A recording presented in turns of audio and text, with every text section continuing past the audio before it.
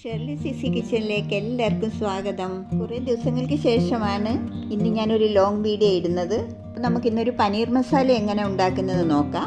നമുക്ക് ആദ്യം ഒരു മസാല തയ്യാറാക്കാം. അപ്പോൾ ഒരു ബൗളിലേക്ക് നമുക്കൊരു 2 ടേബിൾ സ്പൂൺ തൈര് ചേർക്കാം. ഒരു ടീസ്പൂൺ മുളക് പൊടി, 1 ടീസ്പൂൺ മല്ലിപ്പൊടി, ഒരു 1/2 ടീസ്പൂൺ മഞ്ഞൾപ്പൊടി, 1 ടീസ്പൂൺ ഗരം മസാല. ഇതെല്ലാം കൂടി നമുക്കൊന്ന് മിക്സ് ചെയ്ത് മാറ്റി വയ്ക്കാം.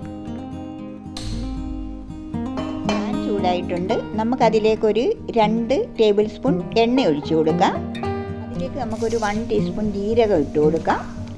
സവാള അരിഞ്ഞത് നമുക്ക് ഇട്ട് കൊടുക്കാം. അതിൻ്റെ കൂട്ടത്തിൽ നമുക്ക് 1 ടീസ്പൂൺ വെളുത്തുള്ളി ഇഞ്ചി പേസ്റ്റ് ഇട്ട് കൊടുക്കാം. അപ്പോൾ നമുക്കിതെല്ലാം കൂടെ ഒന്ന് വഴറ്റി കൊടുക്കാം, ഒരു പച്ചമണം മാറുന്നിടം വരെ. അതിനുശേഷം നമ്മൾ എടുത്തു വെച്ചേക്കുന്ന ആ മസാല പേസ്റ്റ് ഇല്ലേ, അതും കൂടി ഇട്ട് കൊടുത്ത് ശരിക്കും നമുക്കിതൊന്ന് വഴറ്റി വേവിച്ചെടുക്കണേ. അതിനുശേഷം ഞാനൊരു 2 തക്കാളിയുടെ പേസ്റ്റ് എടുത്ത് വെച്ചിട്ടുണ്ട്. നമുക്കതും കൂടി ഇട്ട് കൊടുക്കാം. ഇതെല്ലാം കൂടെ ഒന്ന് പച്ചമണം മാറുന്നിടം വരെ നമുക്കൊന്ന് വഴറ്റിയെടുക്കാം. കൂട്ടത്തിൽ നമുക്ക് ഒരു 1 ടീസ്പൂൺ ഉപ്പും കൂടി ഇട്ട് കൊടുക്കാം. എല്ലാം കൂടെ ചേർന്ന് ഒരു 5 മിനിറ്റ് നേരം നമുക്കിത് വേവിച്ചെടുക്കണം. എണ്ണയൊക്കെ ശരിക്കും തെളിഞ്ഞ് വരുന്നുണ്ട്. അത് നമുക്ക് ഒരു 5 മിനിറ്റ് നേരം ഇതൊന്ന് അടച്ചു വെച്ച് വേവിച്ചെടുക്കാം. അപ്പോൾ ആ സമയത്ത് നമ്മുടെ പനീർ നമുക്കൊന്ന് കട്ട് ചെയ്ത് വെക്കാം. നമ്മളിഷ്ടമുള്ള വലിപ്പത്തിൽ നമുക്കത് കട്ട് ചെയ്ത് വെക്കാം.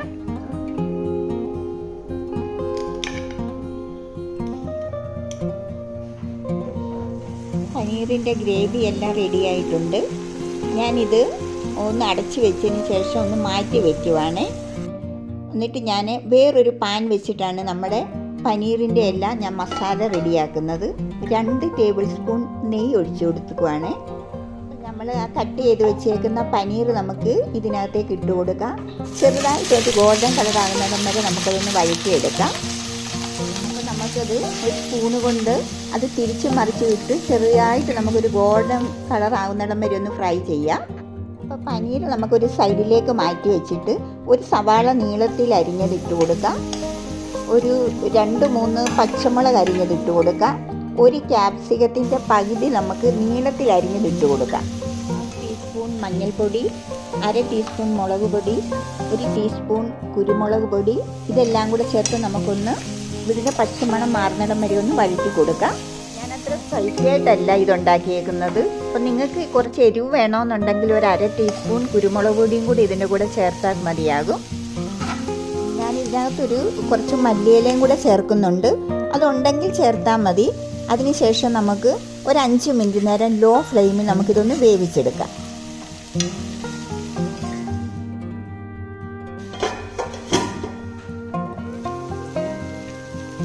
നമ്മുടെ പനീർ അങ്ങനെ റെഡി ആയിട്ടുണ്ട്. ഇത് നമ്മളാ എടുത്ത് വെച്ചേക്കുന്ന നമ്മുടെ ഗ്രേവിയില്ലേ, നമുക്ക് അതിനകത്തോട്ട് ഇതിട്ട് കൊടുക്കാം. നമുക്കിത് ഒരു മീഡിയം ഫ്ലെയിമിൽ ഒരു 2 മിനിറ്റ് നേരം മിക്സ് ചെയ്ത് ഒരു ടീസ്പൂൺ കസ്തൂരി മേത്തിയും കൂടെ ചേർത്ത് കൊടുക്കാം. ഇതെല്ലാം കൂടെ ഒന്ന് മിക്സ് ചെയ്ത് നമുക്ക് ഒരു 2-3 മിനിറ്റ് നേരം കൂടെ നമുക്കിതൊന്ന് വേവിച്ചെടുക്കാം. അപ്പോൾ അങ്ങനെ നമ്മുടെ പനീർ മസാല അങ്ങനെ റെഡി ആയിട്ടുണ്ട്.